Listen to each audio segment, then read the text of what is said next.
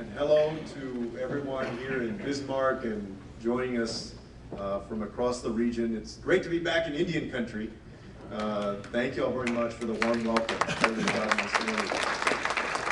want to just say a huge thank you to Lourdes and her team for all of the excellent work that they do to try and help communities throughout the United States to meet their housing needs and getting us to that day in our nation when every American will have a safe place to call home.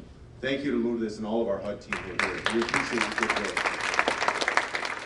I also want to give a special thank you to your senator, Senator Heitkamp. This is the second time that I've visited North Dakota. In the 2 years that I've been HUD secretary, I came in late 2014, I believe, and we visited Turtle Mountain and also Williston, North Dakota. And we got together for lunch about a year ago with Randy Akers and talked about getting out here to North Dakota to focus on Native American housing needs. And as I said earlier to the group of Northern Plains tribal leaders, y'all have to know that y'all have the fiercest advocate for Native communities representing you in the United States Senate, Senator Heitkamp. Thank you for the invitation, and thank you more importantly for the action that you take to hold all of us accountable and to ensure that your colleagues in the Senate and the House do what they should as well. You know, long before the President and First Lady made their historic visit to Indian country in 2014, this administration has been committed to ensuring that Native communities have the tools that they need to thrive. And it's been partners like Senator Heitkamp that have kept us focused and ensured that we had the resources to fulfill those commitments. I want to take just a special moment to recognize all of the tribal chairpersons, the vice chairpersons, and the tribal council persons from across the Northern Plains region and ask them to stand up so that we can acknowledge their leadership. Thank you all.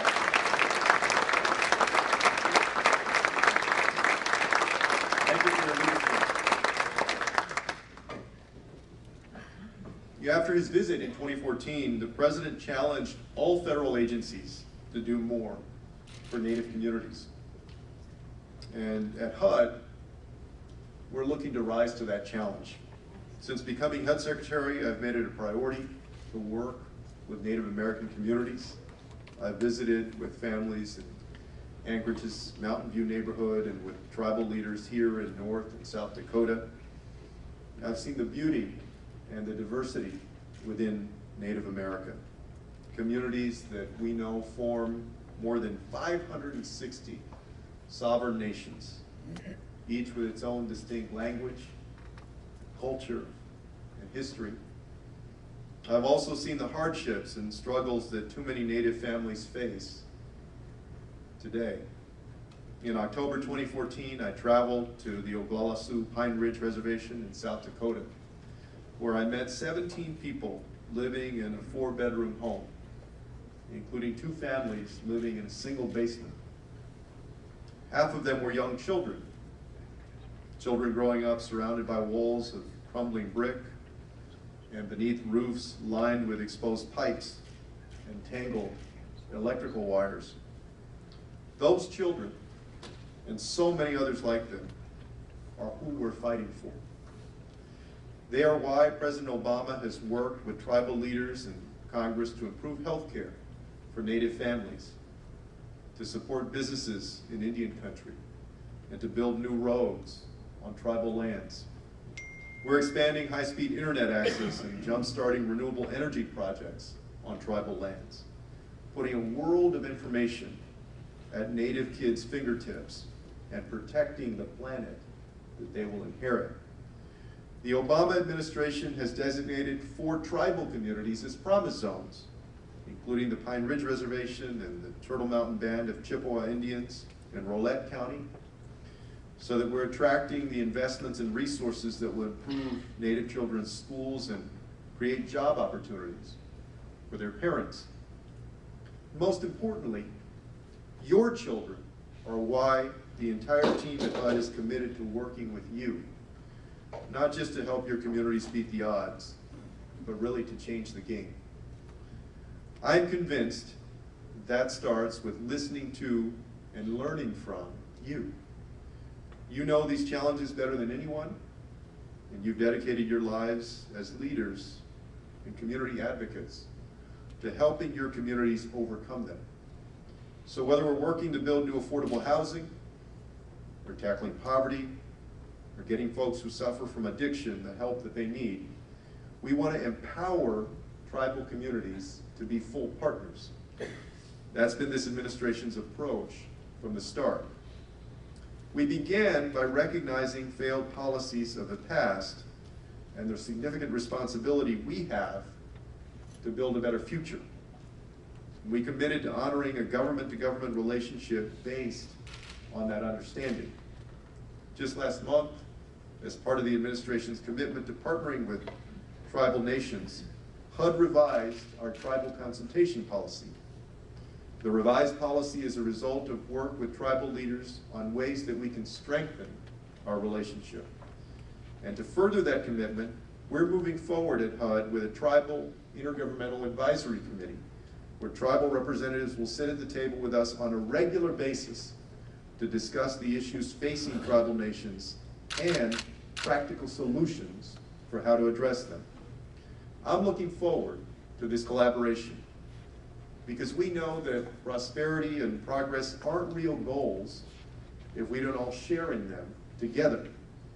An established standing committee that seeks the insight and guidance of tribal leaders is essential for moving forward and for building on the progress that we've already achieved.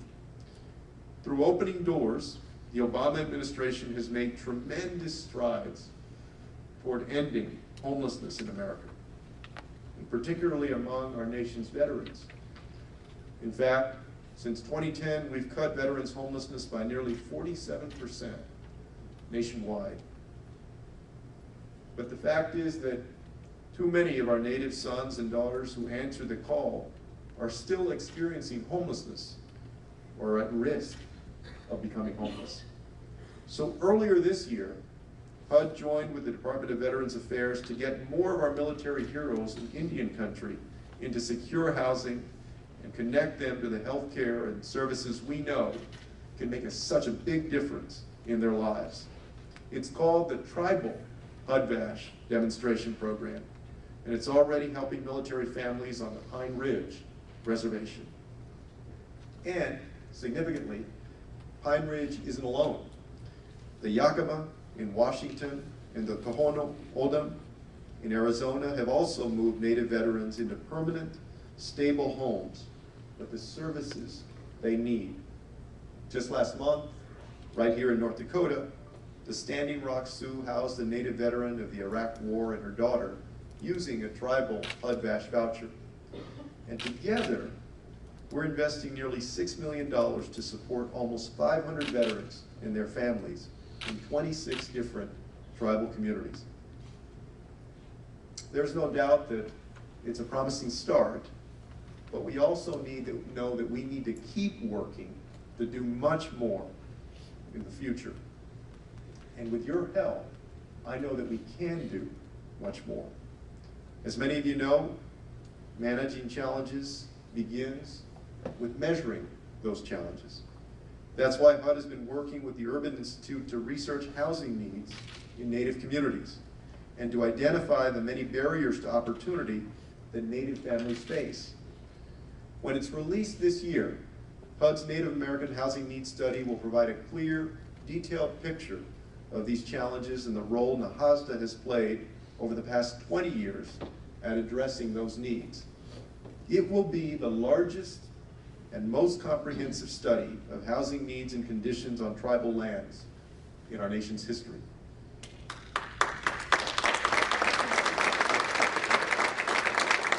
And I want to just take a moment and especially thank all of you who've shared your feedback on the study's preliminary findings. I want to encourage anyone here who hasn't yet shared your insight to do so.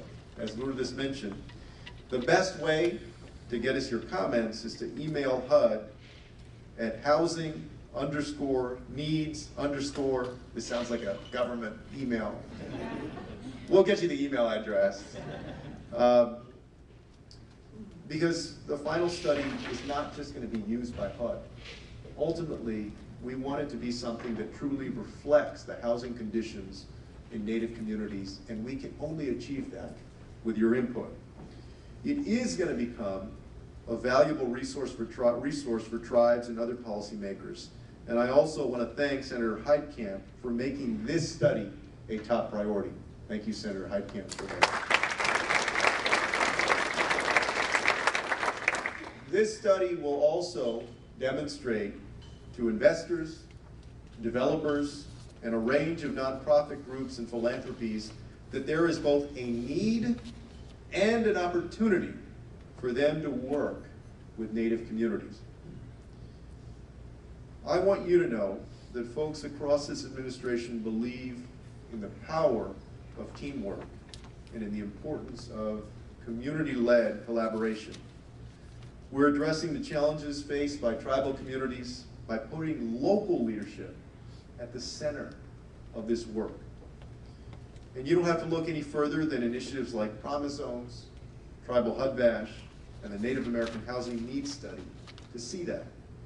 It's also why the administration's fiscal year 2017 budget submission requested $700 million for the Indian Housing Block Grant Program, an increase of $50 million from last year. HUD's budget follows suit with an additional $20 million for Native youth programs like community centers, health clinics, and Head Start facilities to support local responses to pressing challenges. You should know that HUD deeply values the relationships that we have built over the years in Native communities, and we will continue, not just in the next 6 months, but in the years to come, to work with you to expand the opportunities available to every citizen in Indian country. We know that that's our responsibility, to help build neighborhoods of promise for Native families so that the first Americans do not live as the last among us.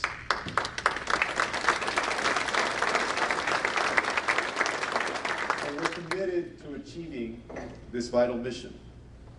The success of our nations and our people will always be intertwined.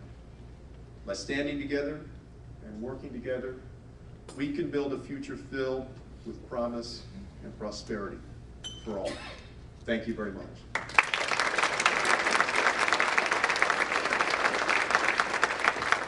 And now it is a particular honor to welcome an important partner in today's efforts, Senator Heidi Heitkamp, who I know is no stranger to anybody in this room.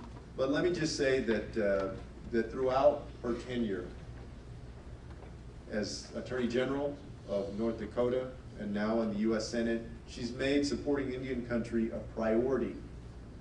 She understands that our shared future must be one that recognizes and protects the dignity and autonomy of First Americans, whether it's housing quality or violence against Native women, or access to opportunity for children on reservations.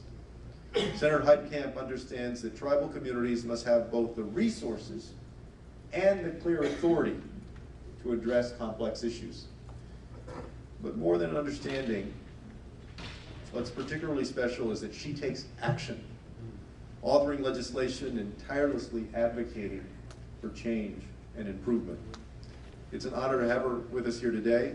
So please, let's give a big North Dakota welcome to Senator Heitkamp.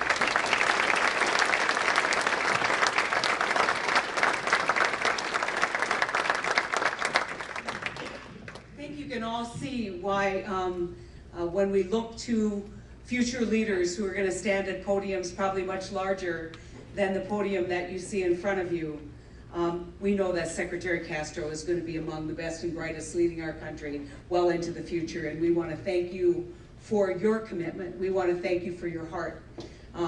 You know, I think recently we were reminded that one of the greatest and most important characteristics of a great leader is empathy. And you have that trait in a magnitude that exceeds so many other leaders in America today. And I know that as we stand here and as we talk, the cynics among you, which are all of you who have been in this business for a long time, are saying yet another meeting, yet another discussion, yet another consultation, and what really is going to happen as a result of this. And I can't blame you, because when we see problems in America, we expect there to be incremental success.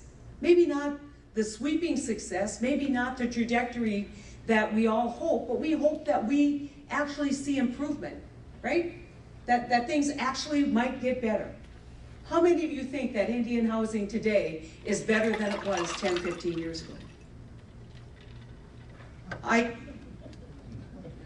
I can't disagree.